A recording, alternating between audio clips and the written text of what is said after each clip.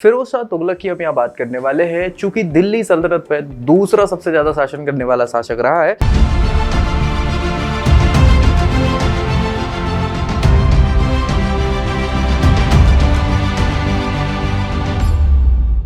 और अपने शासन को कहीं ना कहीं औरंगजेब के जैसे इस्लामिक रूप से इन्हें उलेमाओं के हिसाब से या धार्मिक ग्रंथ शरीयत के हिसाब से यहाँ पे शासन किया हुआ है पूरे साम्राज्य में। वजह ये थी कि जब 1345 के आसपास मोहम्मद बिन तुगलक शासन कर रहा था तो उनने अपना उत्तराधिकारी 3 लोगों को बनाया था। 3 लोगों में से ही एक तो व्यक्ति मर चुका था, दूसरा व्यक्ति दिल्ली पे काजी था और तीसरा 1351 में चूंकि मंगोल आक्रमण हो रहा था तो थट्टा के पास, सिंध में थट्टा पड़ता है, सिंध के आसपास पूरी सेना रुकी हुई थी और वही कौन था?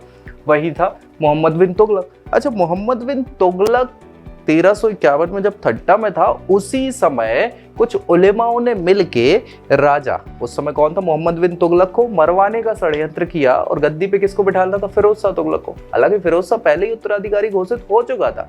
यहाँ समस्या बस यही है कि ये अपने ही आप में खुद के नहीं हो रहे हैं।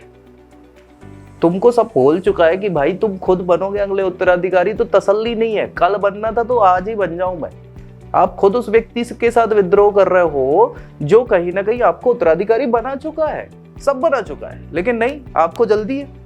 तो भाई उलेमाओं के साथ मिलकर इनने षड्यंत्र रच दिया और इनको मारने की व्यवस्था हो गई। लेकिन वो षड्यंत्र का पता चल गया किसको? सुल्तान को। तो सुल्तान ने इनको बुलवाया कि आओ भैया सब आओ, चर्चा करते, थट्टा में ही आओ। लेकिन जब तक ये थट्टा पहुंचे सुल्तान की मृत्यु हो चुकी थी। दोनों कारण हो सकते, एक तो अस्वस्थ था, लेकिन दूसरा कारण ये था कि षड्यंत्र तो चल ही रहा था, हो सकता है मार दिया हो। इस पे हम ज्यादा जाएंगे। 1351 में मृत्यु हो गई किसकी? मोहम्मद बिन तुगलक की। अब यार आपकी सेना खड़ी है कहाँ? अपोजिशन में कौन है? मंगोल है, और यहाँ राजा मर गया तो सेना के साथ बड़ी समस्या है। अब आनन फानन में आपको एक ऐसा व्यक्ति चाहिए जो सेना को फिर से सुदृढ़ बना सके, भाग ना जाए सेना और सारी चीजें हैं। तो उसके लिए हुआ ये था कि 1345 में ही उत्तराधिकारी के हिसाब से 3 लोग बताए थे। एक मर चुका था, दूसरा जो ख्वाजा जहां था वो दिल्ली में था, और अभी सेना के साथ कौन व्यक्ति था? फिरोज था। तो वहां चर्चाएं हुई कि भाई क्या करना चाहिए, सारी चीजें। तो लोगों ने मत के अनुसार क्या कर दिया? किसको उत्तराधिकारी घोषित कर दिया? किसको? फिरोज शाह को। फिरोज शाह इनके सगे चाचा का लड़का था भाई। इनके साथ पहले भी सेवाएं दे चुका था और काफी समय से सैनिक पदों पे काम कर रहा था और अच्छा उसने अपना काम किया हुआ था। लेकिन धार्मिक स्वभाव होने के कारण वो भी अब थोड़ा सा क्या हो रहा था कि सन्यास की ओर प्रस्थान कर रहा था कि नहीं भैया यार ये राजनीति बहुत हो गई, लड़ाई झगड़ा बहुत हो गया, अपने को इन सब में इंटरेस्ट है नहीं, अपन क्या है सन्यास लेने वाले। लेकिन चूंकि अब उस समय का माहौल बनाना था, उत्तराधिकारी सारे उलेमाओं और बड़े अमीर लोगों ने घोषित किसको कर दिया?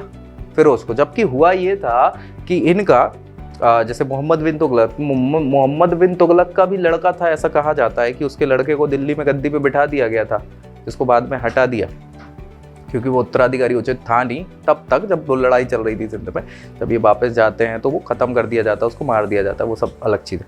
दूसरा, इनके बहन जो थी, बहन का लड़का भी था, ठीक है, तो वो इनका सगा संबंधी है। और ये तो भाई ऐसे हैं कि ये चाचा वाले हैं, इनके पिताजी वाले संबंध के हिसाब से उसको बनना चाहिए था, लेकिन उसको भी मना कर दिया क्योंकि वो ज्यादा योग्य शासक नहीं था। योग्य कौन है? फिरोज ही है। और उत्तराधिकारी के रूप में किसको बोल चुके थे? मोहम्मद बिन तुगलक फिरोज के लिए बोल चुके थे। तो फिरोज को आनन फानन में राज सिंहासन दे दिया। फिरोज ने मना कर दिया कि नहीं भैया हमको तो इन सारी चीजों में मतलब है ही नहीं और हम तो सन्यास की सोच रहे हैं। तो उलेमा और बाकी लोगों ने क्या किया? इन पे प्रेशर डाला कि भाई तुम धार्मिक व्यक्ति हो, तुम्हें पता होना चाहिए कि जब कोई जिम्मेदारी धर्म के स्वरूप तुम्हें सौंपी जाती है तो उसका पालन करना होता है। तो ना चाहते हो फिरोज ने कहा चलो ठीक है। अब ये मान सकते हो आपकी ये षड्यंत्र है, क्योंकि अभी तो मरवाना चाह रहा था और अभी जब राजा की गद्दी मिल रही तो करने लग गए। उलेमाओं ने ही सपोर्ट कर दिया कि नहीं नहीं नहीं नहीं सही है, कर लो। तो भैया राजगद्दी पे बैठ जाएगा व्यक्ति कौन? फिरोज शाह तुगलक के नाम से 1351 में गद्दी बैठ गए। 1388 तक का शासन रहता, 1388 में ये एक्सपायर हो जाते हैं, ठीक है। सो लगभग 37 सालों तक शासन किया इस व्यक्ति। अब 37 सालों के शासन में आप ये मान के चलिए कि सारा का सारा शासन जो है वो शरीयत के आधार पर, इस्लाम में कुरान के आधार पर जो भी सारे तौर तरीके बताए गए उसके हिसाब से ही शासन चल रहा है और कोई अन्य शासन नहीं चल रहा। पहला ऐसा व्यक्ति है जिसने केवल जो कुरान शरीफ में या शरीयत में लिखे हुए 4 टैक्स हैं, जजिया, जकात, खसम, कुरान, है ना। तो इन 4 ही प्रकार के टैक्स वसूले। इसके अलावा सारे जितने पुराने टैक्स चल रहे थे मोहम्मद बिन तुगलक के समय के, अलाउद्दीन खिलजी के समय के, जो भी टैक्स है सब खत्म कर दिए। पहला ऐसा व्यक्ति है जिसने ब्राह्मणों पे जजिया कर लगा दिया, पहला ऐसा व्यक्ति। अभी तक ब्राह्मण, स्त्री और जो बच्चे थे उन पे टैक्स वगैरह लगता नहीं था, लेकिन इनने क्या करा, इनने कहा कि ब्राह्मणों पे टैक्स लगाओ भैया जजिया, तो ब्राह्मणों पर जजिया टैक्स लगा दिया गया। पहला ऐसा व्यक्ति है। इसके अलावा अगर बात करी जाए तो बहुत सारे अलग अलग काम के। सबसे पहले तो इनने क्या करा कि अब चूंकि दिखावा तो करना ही था ना, धार्मिक दिखावा और सारी चीजें, तो इनने क्या करा कि जितने भी लोग थे जिनसे टैक्स वगैरह चाहिए था या पुरानी कुछ उधारी बाकी थी, ऋण बकाया था, उन सबके ऋण माफ कर दिए। तो लोग बाग खुश हो गए कि अरे यार बहुत शानदार व्यक्ति आवागा, शानदार, मजा आ गया, आया है। तो लोग बाग उसकी तारीफ करने लग गए। फिर इनने कहा कि यार देखो हमारा भाई जो है ना वो बेवकूफ व्यक्ति था, उसने धर्म के हिसाब से काम किया नहीं है, तो एक काम करो, पूरी लिस्ट इनने बनवाई कि क्या क्या उसने गलत काम किए हैं, क्या नीतियां खराब की हैं, वो सब लिखवाई। और उन नीतियों के कारण जो जो लॉस हुआ है ऐसा कुछ, तो बोले भैया क्या है कि अब मैं उत्तराधिकारी हूँ तो सारा पाप तो मेरे को ही झेलना पड़ेगा, तो पाप झेलना पड़ेगा। इससे अच्छा है कि इसकी जितनी नीतियों से जो भी दुष्परिणाम हुए उनका सब मैं बहन कर देता हूँ, मतलब खर्चा जो भी लगा हो सारी चीज़ में तौर तरीके के हिसाब से दे देता हूँ। तो लोग बहुत खुश हो गए भैया, और खुश हो गए, बहुत शानदार व्यक्ति आया है, मजा आ गया, ठीक है। सो ये सब कर दिया तो जनता और खुश, और ये पूरी की पूरी अपने आप को उच्च दिखाने के लिए कि भैया हम तो बढ़िया हैं, अपने भाई से तो बहुत अच्छे हैं हम, कि हम ये सारा काम कर रहे हैं। उलेमा भी खुश चल रहे हैं, सारे लोग खुश चल रहे हैं, बहुत सही माहौल चल रहा है, आया है। और क्या काम किया भाई, और अगर बात करी जाए तो यहाँ पे इन्होंने चालू करवाया एक दफ्तर ए रोजगार नाम से इन्होंने एक नया विभाग खुलवाया।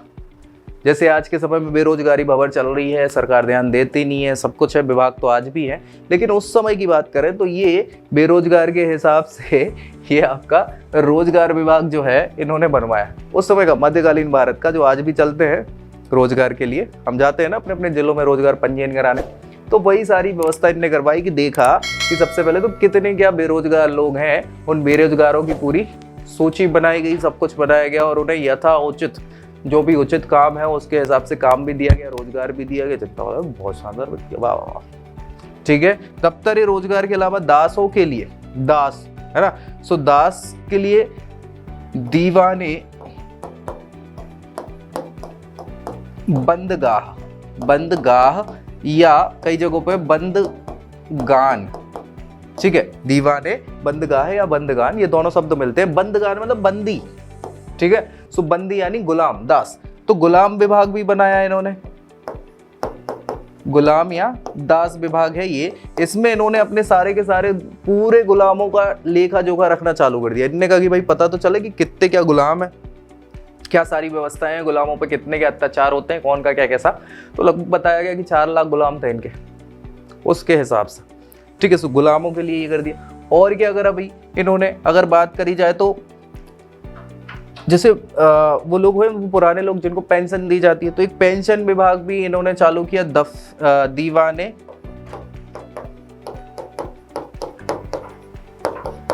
इस्तिहाक, दीवाने इस्तिहाक, ये पेंशन विभाग है। क्या है भाई, पेंशन विभाग है जिसमें सब पेंशन बांटी जाती है, ठीक है। सो पेंशन की व्यवस्था भी कर दी लोगों, अरे वाह, बूढ़े लोग भी खुश हो गए कि भैया क्या तो आदमी है, आवाज़ मजा आ गया, ठीक है।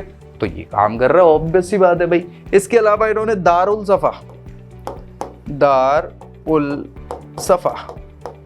सफा था, ये खैराती अस्पताल था भैया। क्या था, खैराती अस्पताल, ठीक है, अस्पताल कहते थे लोग बाग, एक्चुअली अस्पताल था, ठीक है। सो यहाँ पे सारा इलाज आपका मुफ्त में करवा दिया जाता था। तो ऐसी सारी चीजें इन्होंने चालू करी।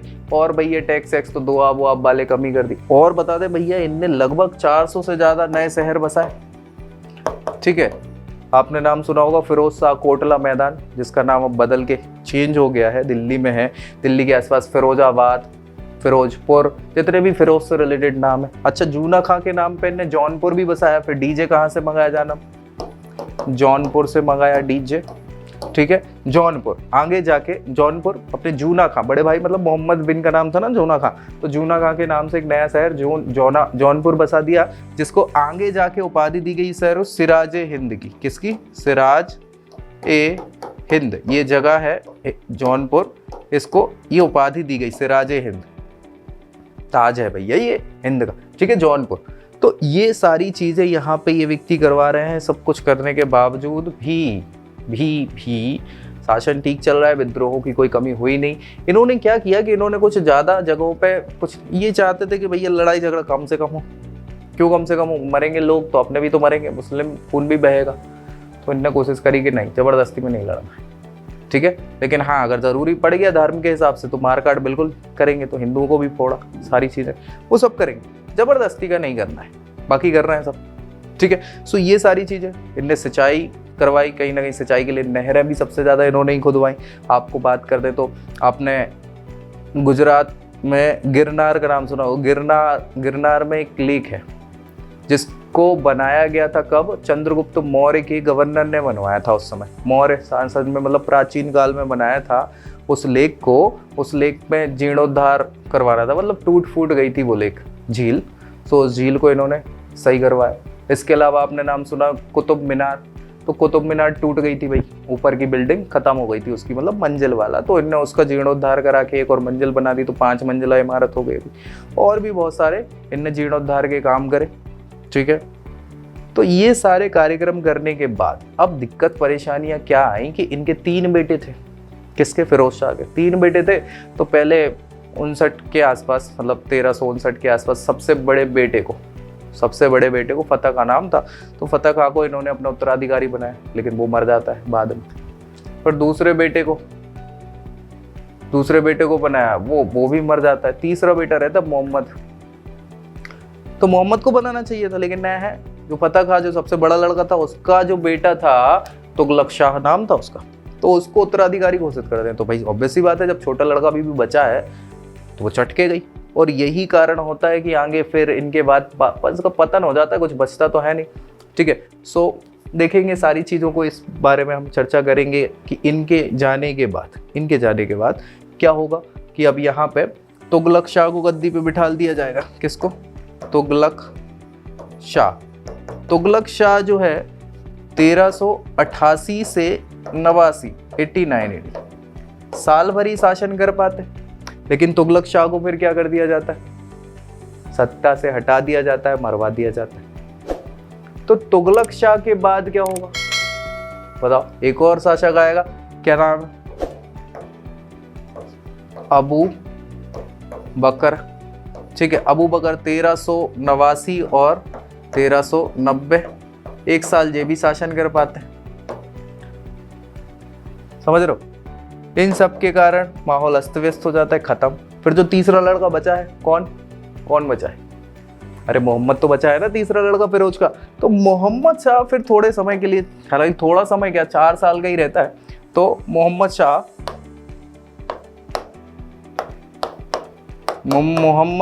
1390 से 1394 तक गद्दी पे बैठेगा। फिर उसकी भी मृत्यु हो जाएगी, विद्रोह चलते रहेंगे, लड़ाई झगड़े ही चल रहे हैं सब कुछ। तो कोई बहुत अच्छा काम तो इनने भी नहीं किया 4 सालों में, और यहाँ माहौल खत्म हो जाएगा। इनके मरने के बाद इनका जो बड़ा लड़का रहता है, किनका बड़ा लड़का? मतलब मोहम्मद शाह का बड़ा लड़का जो रहता है, हुमायूं नाम रहता है इनिशियली, लेकिन अलाउद्दीन के नाम से वो गद्दी पे बैठता है। वो भी जल्दी एक्सपायर हो जाता है 90 में ही, 94 में ही। फिर उसके बाद जो दूसरा लड़का रहता है, तो ख्वाजा जो काजी रहते हैं या वजीर रहते हैं, वो छोटे वाले लड़के को, इनका ही छोटे लड़के को, जिसका नाम था मुबारक, ठीक है, मुबारक। तो मुबारक शाह ये थोड़ा सा शासन करेगा 1394 से 1412 तक का। तो ये शासन करता है। इसी के समय में मुबारक शाह की अगर बात करी जाए तो मुबारक शाह के समय में ही तैमूरलंग का भी आक्रमण हो जाएगा, है ना। तैमूरलंग आक्रमण करेगा, फिर इनकी अस्त व्यस्त हो जाती है बातें, और तुगलक राजवंश खत्म ही सा है कुल मिला के। ये मान लो कि आखिरी समझदार व्यक्ति कौन है? फिरोज, जिसने ठीक ठाक शासन किया। उसके बाद तो पूरा अस्त व्यस्त हो जाएगा तुगलक। यहाँ से कमजोरियाँ आना तो खैर मोहम्मद बिन तुगलक के समय से ही चालू हो गई थी, लेकिन फिरोज ने उनको बढ़ाने की कोशिश नहीं करी कि साम्राज्य बढ़ा लें, क्योंकि जब अपना ही शासन नहीं संभाल पा रहा तो बढ़ाने का कोई मतलब है नहीं। तो इसने क्या किया, जितना था शासन उसको ही इकट्ठा रखने की कोशिश करी, सारी चीज़ें करी। फाइनली इसके मरने के बाद फिर वही आंतरिक विद्रोह उत्तराधिकार के होने चालू हो जाते हैं, जो हर जगह ही चल रहे हैं, और इन्हीं के कारण वंश खत्म होने की स्थिति में आ जाता है। 1412 में खत्म हो जाएगा तुगलक राजवंश। और यहाँ पे खिज्र खां, खिज़र खान नए राजवंश की, सैयद राजवंश की स्थापना कर देगा। तो अभी हम एक वीडियो और चर्चा करेंगे नेक्स्ट वीडियो में, इन सबका एक डिटेल छुटपुट रूप से तैयार करके आपको बताएंगे कि क्या क्या सब रहा, और फिर इसके बाद हम आगे बढ़ेंगे। तो नेक्स्ट वीडियो में मिलेंगे, तब तक के लिए जय हिंद।